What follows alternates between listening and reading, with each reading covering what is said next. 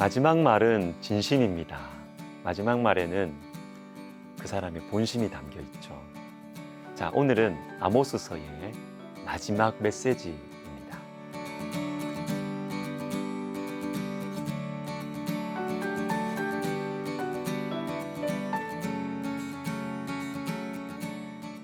아모스서의 주제는 북이스라엘의 죄악에 대한 하나님의 심판입니다. 그런데 마지막은 분위기가 다릅니다. 9장 11절을 읽어드리면 그날에 내가 다윗의 무너진 장막을 일으키고 그것의 틈을 막으며 그 허물어진 것을 일으켜서 옛적과 같이 세우고 무너진 장막을 일으킵니다. 허물어진 것을 일으키는 것이죠. 하나님의 심판으로 무너졌고 허물어졌지만 그게 끝이 아니라는 것이죠. 다시 세우십니다. 맨 마지막 말씀인 14절과 15절도 보십시오. 내가 내 백성 이스라엘이 사로잡힌 것을 돌이키리니 내가 그들의 땅에 심으리니 그들이 내가 준 땅에서 다시 뽑히지 아니하리라. 내 하나님 여호와의 말씀이니라.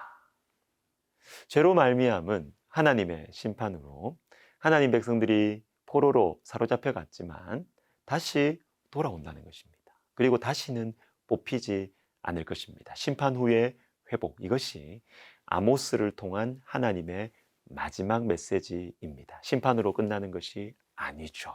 심판 후의 회복, 심판 후의 새로운 출발, 이것이 하나님의 본심인 것입니다. 자, 창세기의 마지막 메시지도 희망입니다. 창세기의 마지막 부분, 즉 37장부터 50장은 요셉을 중심으로 펼쳐지는데 마지막 49장과 50장은 분위기가 어두워요. 49장에는 야곱의 입을 통해서 12지파에 대한 예언의 말씀이 나오는데 대부분이 비관적입니다. 자신들의 죄악으로 인하여서 미래가 어두워요.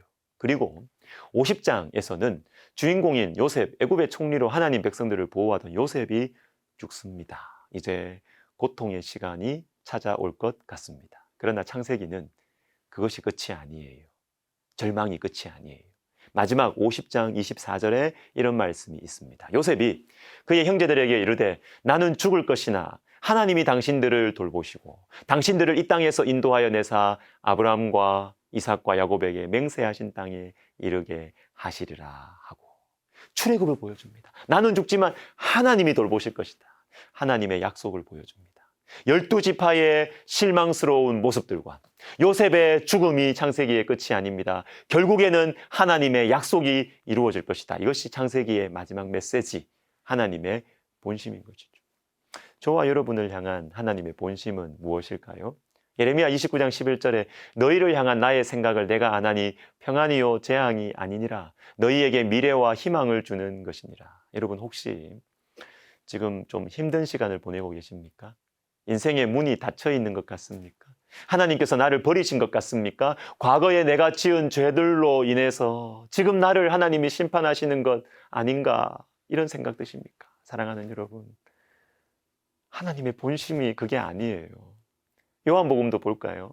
요한복음 마지막에서 예수님은 자신을 3번 부인한 베드로를 일으켜 세우십니다. 21장 17절 세 번째 이르시되 요한의 아들 시몬아 네가 나를 사랑하느냐 하시니 주께서 3번째 네가 나를 사랑하느냐 하심으로 베드로가 근심하여 이르되 주님 모든 것을 아시오매 내가 주님을 사랑하는 줄을 주께서 아시나이다. 예수께서 이르시되 내 양을 먹이라. 여러분, 베드로는요 우리의 대표자예요. 우리도 베드로처럼 예수님을 부인합니다. 불리하고 위험한 상황 속에서 예수님을 부인합니다. 그러나 감사한 것은 예수님께서는 베드로를, 이 실패자를 다시 찾아가셨다는 거예요. 찾아가셔서 다시 일으켜 세우셨습니다. 실패하지 않은 사람 쓰시는 게 아니에요. 부끄러울 것이 하나도 없는 사람을 쓰시는 것이 아니었습니다. 베드로처럼 저와 여러분처럼 감추고 싶은 과거가 있는 사람, 과거를 돌이키고 싶은 사람을 우리 주님은 다시 일으켜 세우십니다. 요한복음의 마지막 메시지는 인생의 실패자들에게 소망을 주는 것입니다. 여러분, 성경의 마지막 책인 요한계시록의 마지막 메시지는 또 무엇일까요? 22장 20절 이것들을 증언하신 이가 이르시되 내가 진실로 속히 오리라 하시거늘 아멘. 주 예수여 오시옵소서. 주 예수의 은혜가 모든 자들에게 있을지어다. 아멘. 우리 주님께서 속히 오실 것입니다. 이것이 우리의 마지막 소망입니다. 예수님을 믿고 살아가면서 때로는 서름도 당하잖아요. 멸시도 받고 손해도 입습니다. 그러나 여러분, 예수님께서 다시 오실 것입니다. 진실로 속히 오실 것입니다. 사랑하는 여러분, 지금의 아픔이, 지금의 문제가, 지금의 수치가 끝이 아니에요. 예수님께서 다시 오실 것입니다. 예수님을 바라보고 힘겨운 오늘을 믿음과 사랑으로 살아가는 사람들, 저와 여러분인 것입니다.